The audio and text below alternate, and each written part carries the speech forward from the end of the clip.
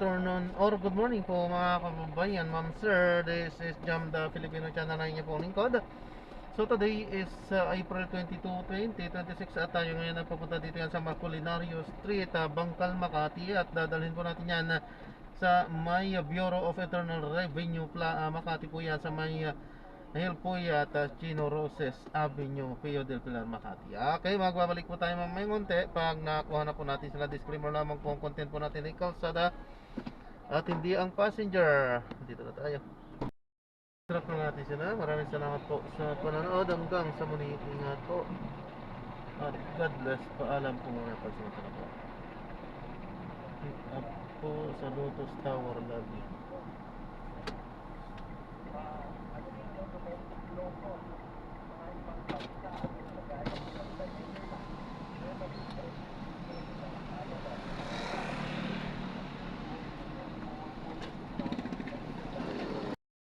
Po mga kababayan, ma'am sir, dito tayo sa Lotus Tower sa may Orient Pio del Pilar, Makati, at dadalhin po natin sa may Film Best Alabang Bridgeway Northgate Cyberzone, Alabang, Muntinlupa. Dito sir. Yan din po ay madami rin po tayo mga dapat natin pagdating po sa susunod na rin. Well, the video account of this threat, suggest threat, there is something going on. Under the digital act, pwede po siya nila. Basta mga lagyan po sa presidential support process, applications, Senate, saka sa House. So in other words, madali lang po yan, can miss presentation sa sabi like that. Nag-download ang video na yan, authenticate lang po yun. Download yan, at yan ang really So after the making the rounds of social media, yung ginawa ni Congressman Percy Sendanya na nag-deposit yung sa joint account ni na Rodrigo Duterte at saka Sara Duterte as marginal. Alam ko yung banko dito yun. Dito sa ABS. Opo. Does that mean anything? Is that a compelling pinasok daw deposito, tinanggap the account is existing, di ba? So, what does it say about Skyway tayo, ma'am. on the surface? Ano po ibig sabihin nun? Skyway po tayo, ma'am. Ma'am. Excuse ma'am. Skyway po. Ma'am, excuse po.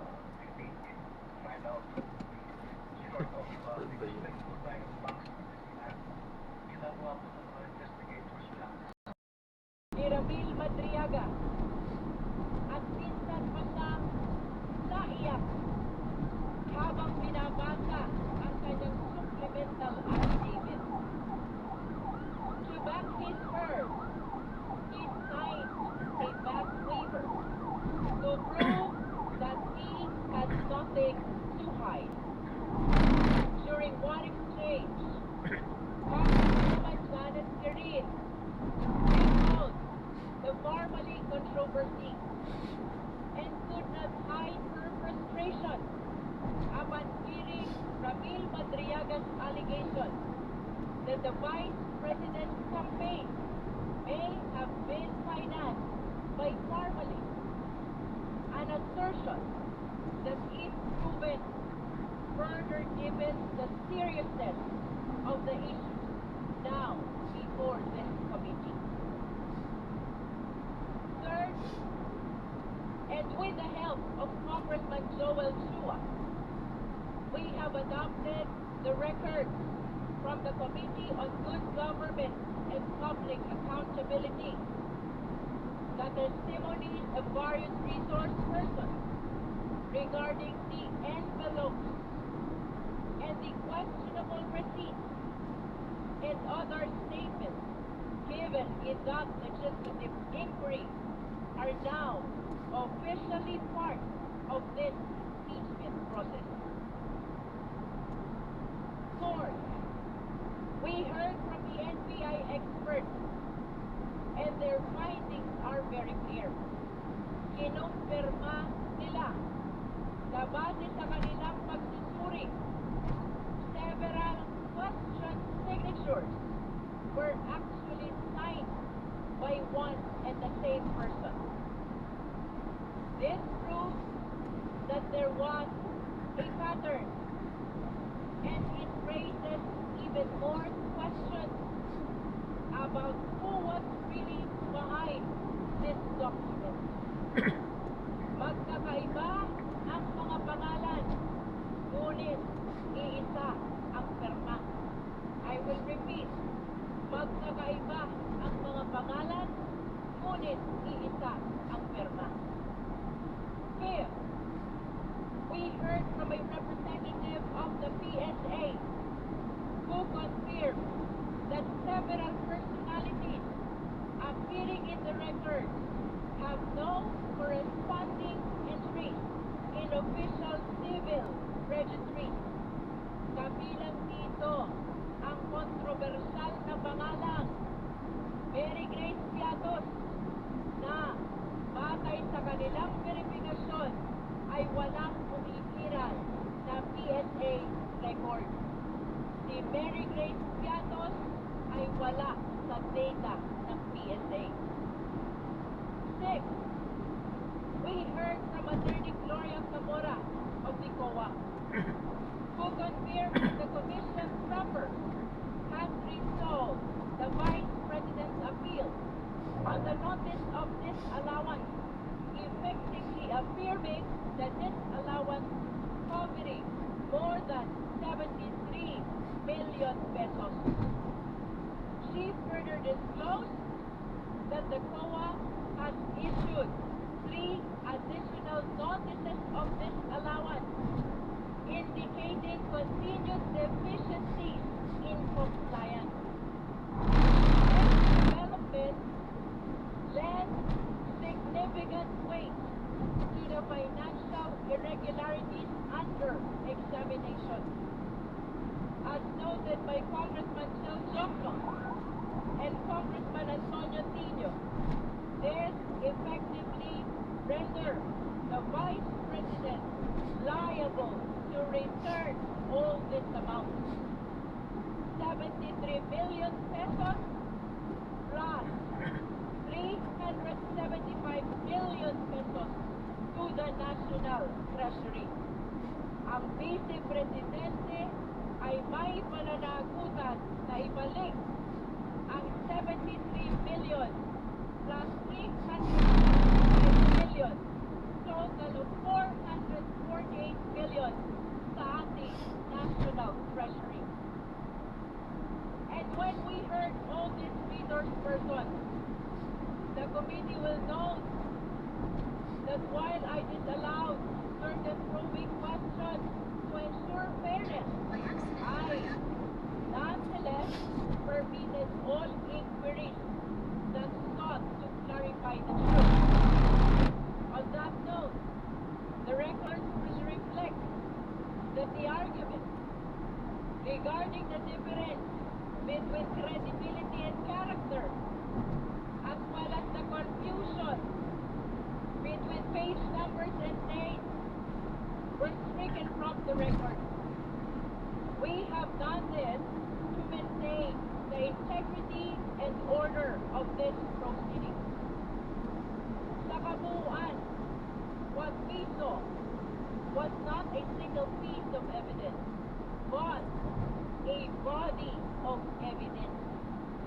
Hindi pa isa-isa, kundi magkakaugnay. But after the hearing, the story did not end there. Sa katunayan, doon pa lamang nagsimula ang mas malakas na ingay sa labas. Marami ang nagulantang, marami ang nag-react. The hearing became the subject of headlines, discussions, statements, particularly from the Vice President. However, it is worth noting that instead of addressing the core issues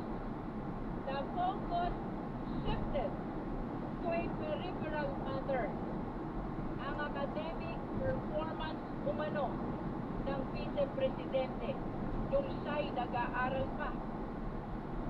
Samantalang, ang mas mabibigat na usapin tungkol sa confidential funds, sa mga dokumento, sa mga transaksyon ay nananatiling hindi direktang nasasagot. Kumbaga, sa 100 ebidensya, isa lang ang pinupuntirya. Let me be clear. This committee will not take anything at face value, whether said inside this hall or outside of it. Hindi tayo basta maniniwala sa ingay. We will evaluate everything dahil ang katotohanan ay hindi matatagpuan sa mga press release. Ito ay nakasandal sa mga dokumento at sa mga salaysay na sinumpaan. Sa totoo lang, na-ghost na nga tayo. Tila, ginagaslight pa tayo. Ang mas mahalagang tanong ay kung nasaan ang pera. Ngunit ang sagot sa atin ay tungkol sa grado sa kolehiyo. And the worst part, this explanation is not being made here, but everywhere else. Ang gusto natin ay testimonya sa ilalim ng sumpa. Pero ang ibinibigay sa atin, press release at content sa social media. Again, let us be clear. Hindi tayo basta maniniwala. We will evaluate everything. Madriaga's testimony, COA documents, NBI findings, CSA certifications. Lahat ng ito ay kailangang iharap dito. Suriin dito. Timbangin dito. Pero dapat dito. Umarap ang kailangang umarap. Manumpa at magpaliwanag. Dito sa committee ito. Because this is the proper forum. Hindi sapat ang magsalita sa labas. If there's anything to clarify, the best and the only place to do that is here, before this committee, under oath and on record. And that brings us to today. Ngayong April 22, malinaw. The work of this committee continues. Ang mga isyong inilahad ay hindi natapos noong nakaraan. Today, we expect further evidence from the Office of the Ombudsman, from the Bureau of Internal Revenue, from the Securities and Exchange Commission, especially from the Anti-Money Laundering Council.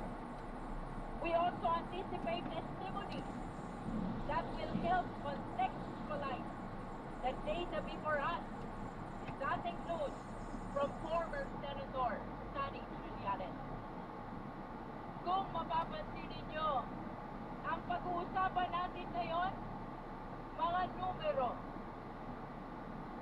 SALN, tax records from BIR, reports from AMLC.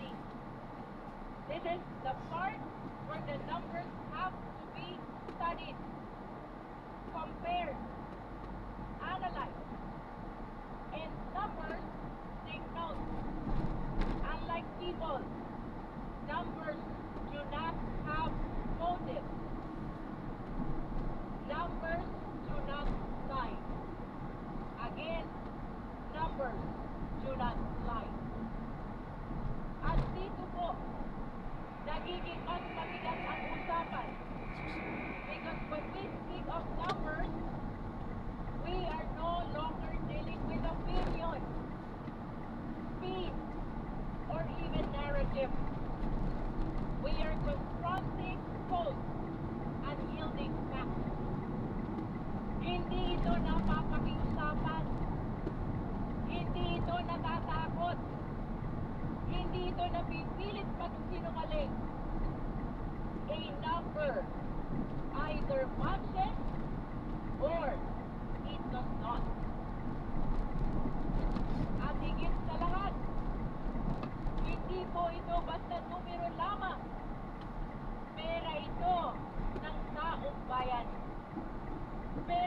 ng manggagawang Pilipino na araw-araw kumakayod, ng pamilyang nagtitipid para makabayad ng buwis, ng bawat Pilipinong umaasa na ang kanilang ambag ay napupunta sa tama.